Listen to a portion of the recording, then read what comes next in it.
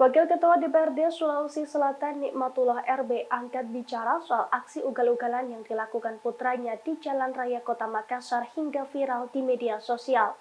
Menurut Nikmatullah, aksi tersebut merupakan hal biasa. Ia bahkan tampil pusing jika mobil mewah jenis Pajero Sport yang dipakai anaknya itu ditahan oleh jajaran Satlantas Polrestabes Makassar. Sebab mobil yang dikendarai putranya itu merupakan mobil operasionalnya.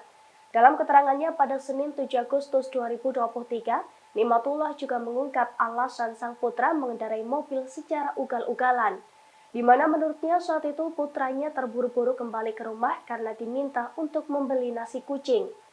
Diketahui sebelumnya mobil mewah jenis Pajero Sport yang viral lantaran melakukan aksi ugal-ugalan di Jalan Raya Kota Makassar, Sulawesi Selatan.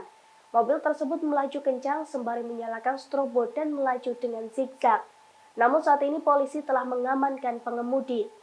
Polisi menyebut kendaraan dengan nomor polisi DD904 itu dikemudikan oleh seorang pemuda bernama Muhammad Irfan Fauzan RB usia 20 tahun.